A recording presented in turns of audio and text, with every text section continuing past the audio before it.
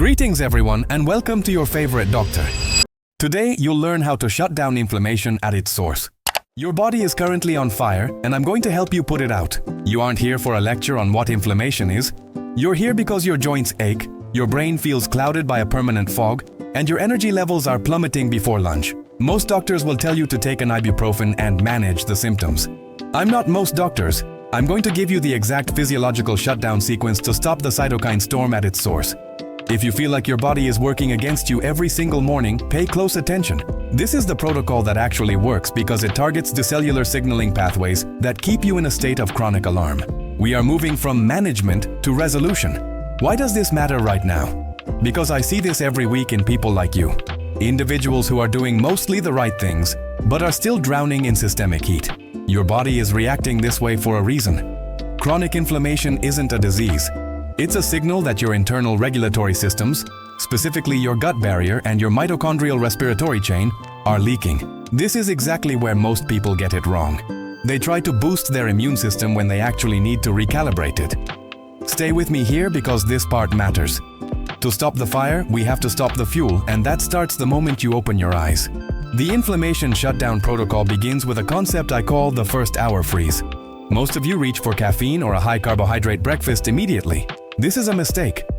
When you are inflamed, your cortisol is already dysregulated. Adding a stimulant or a glucose spike first thing in the morning is like throwing gasoline on an ember. Instead, your first action is 16 ounces of room temperature water with half a teaspoon of Celtic sea salt and a squeeze of fresh lemon. Why? Because we need to stabilize your adrenals and flush out the metabolic waste accumulated overnight. Immediately following this, I want you to expose your skin to natural sunlight for 10 minutes. If you can't get sun, use a high-quality red light therapy device. We are resetting your circadian rhythm, which governs the production of interleukin-10, your body's most powerful natural anti-inflammatory cytokine. If you're feeling stiff and sluggish, this light exposure is the biological on switch for cellular repair. Now, let's talk about the nutritional circuit breaker. To shut down inflammation, we are going to implement a 72-hour reset. For these 3 days, you are eliminating the big 4 triggers: refined seed oils, added sugars, A1 dairy, and gluten.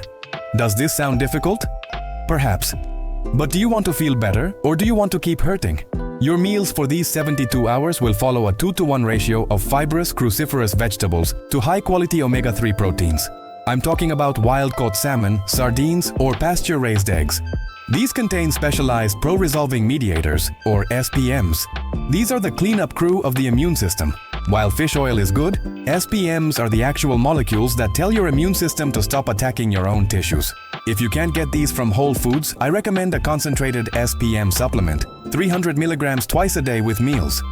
During the afternoon, we address the movement paradox. Most people think they should rest when they're inflamed.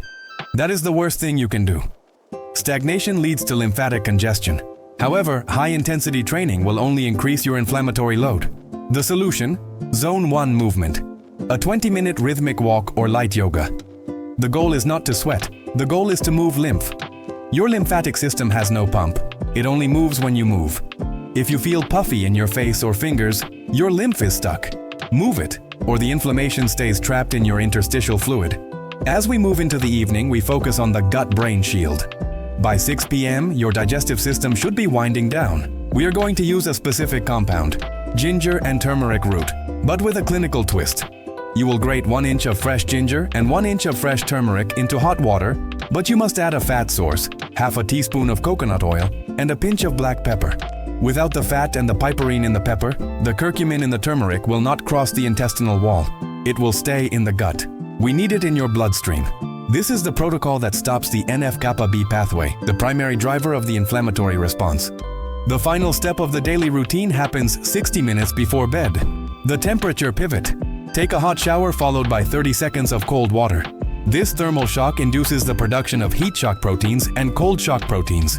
These proteins act as molecular chaperones, refolding damaged proteins that contribute to systemic sludge. Does this sound like a lot?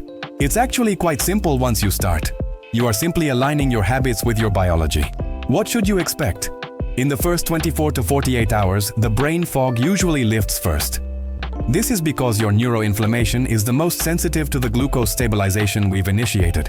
By day 4, you will notice the morning stiffness in your hands and lower back begins to dissipate.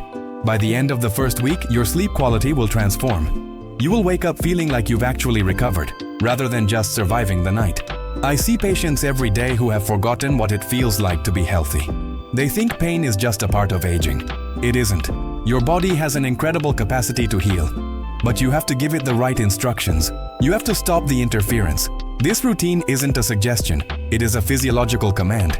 If you've been struggling with these symptoms, I want you to start the first hour freeze tomorrow morning. No excuses. I've laid out the map. You just have to walk the path. If you have questions about specific food substitutions or how to handle your unique symptoms, leave a comment below. I read them and I use them to guide our next conversation. We're in this together. Stay disciplined, stay focused. I'll see you in the next session, because I'm your favorite doctor.